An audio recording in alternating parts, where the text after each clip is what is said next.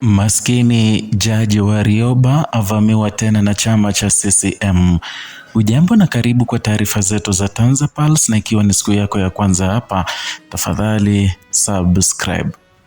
Chama cha Mapinduzi kimeeleza wazi kwamba waziri mkuu mstaafu na jaji wa mahakama ya rufaa Joseph Sinde Warioba anapaswa kuacha kutoa malalamiko hadharani dhidi ya serikali na viongozi wa chama na badala yake aendelee kustaafu kwa heshima na busara. Kauli hii imetolewa kwa nguvu na katibu wa itikadi, uenezi na mafunzo wa CCM Taifa kwa jina Kenani Kihongosi.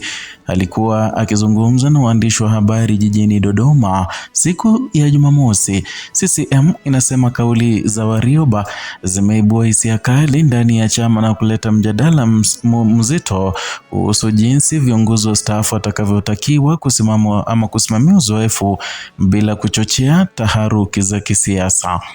Katibu wa itikadi na uenezi wa CCM Kenani Kihongosi alisema kuwa chama hicho kimesikitishwa na baadhi ya hoja na malalamiko ambayo Warioba ameanza kuzitoa kupitia vyombo vya habari na mitandao ya kijamii siku chache tu baada ya kukutana na Rais Samia Suluhu Hassan ambaye pia ni mwenyekiti wa CCM Taifa.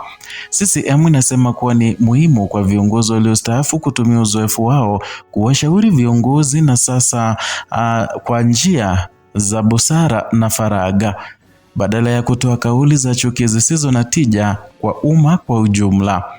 Kihongosi alisisitiza kwamba chama kinathamini mchango wa Warioba wa taifa na historia yake ndefu ya uongozi, lakini anapaswa kuzingatia misingi ya maadili, uongozi na mshikamano wa kitaifa.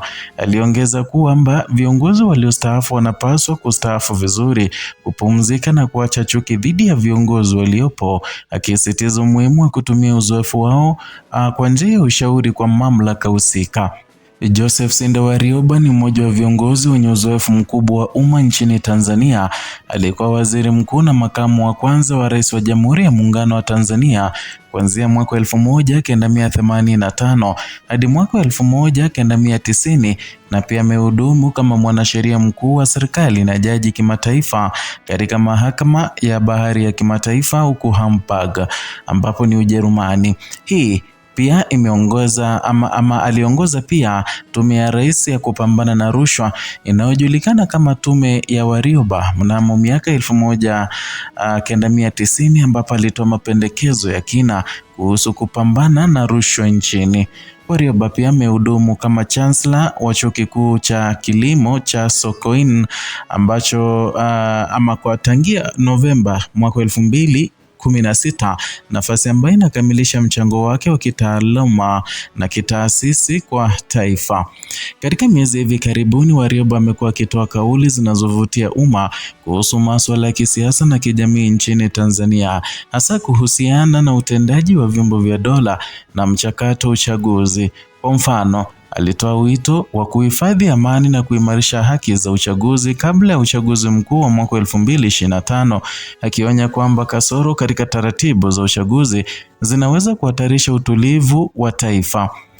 Kauli zake hizi zimepokelewa kwa hisia mchanganyiko. Baadhi ya wanasiasa na wasomi wanaziona kama ushauri mzito wenye lengo la kuboresha demokrasia, wakati wengine hasa ndani ya CCM wanaziona kama malalamiko yasiyo na faida dhidi ya serikali ya sasa. Hii ni sehemu ya msururu wa mijadala kuhusu nafasi ya viongozi waliostaafu katika siasa za sasa. CCM imekuwa ikisisitiza umuhimu wa viongozi waliostaafu kupitisha maarifa na uzoefu wao kwa njia ya kujenga badala ya kuchochea mgawanyiko. Kiongozi alikumbusha umma kuwa chama kina misingi ya uongozi bora, umoja wa kitaifa na mshikamano, na kwamba chama hakitovumilia siasa za jazba, chuki na migawanyiko zisizo na tija kwa taifa. Kauli hii inakuja wakati ambapo CCM pia inaendelea na kampeni zake za ndani na utekelezaji wa ahadi mbalimbali za maendeleo chini ya uongozi wa Rais Samia Suluhu Hassan, ikiwa ni pamoja na programu za ajira, huduma za afya na mipango ya kuimarisha uchumi. Wanasiasa ndani ya chama wanasema kwamba ni muhimu kuwa na umoja na kuhakikisha siasa ziathiri mikakati ya maendeleo ya taifa. Tanzania imekuwa ikiangazia umuhimu wa utulivu wa kisiasa hasa wakati wa mchakato wa uchunguzi na baada yake. Rais Samia ametumia fursa kadhaa kutoa wito kwa Watanzania kuzingatia amani na kufanya kazi kwa bidii badala ya vurugu na ghasia. Anasisitiza kwa utulivu na umoja ni nguzo muhimu kwa maendeleo ya taifa.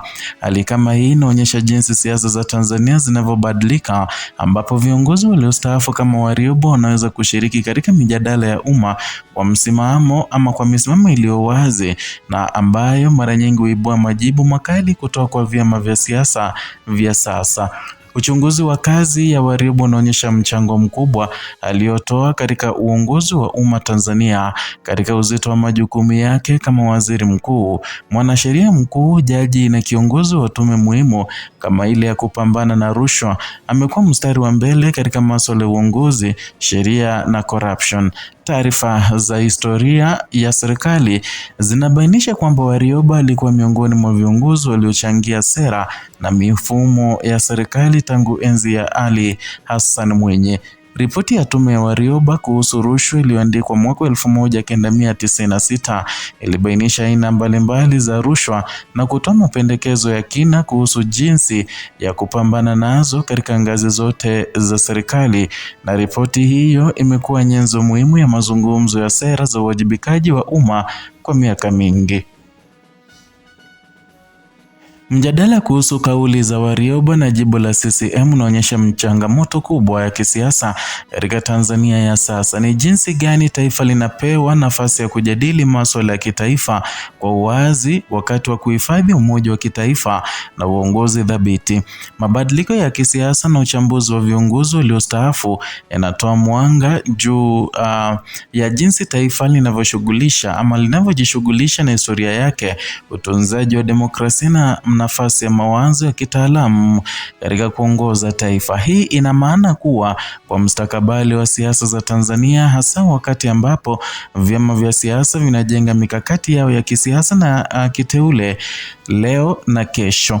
Wito wa CCM kwa Warioba kustaafu kwa heshima na busara unaashiria mvutano wa kimkakati baina ya hatua ya kisiasa na maadili ya uongozi.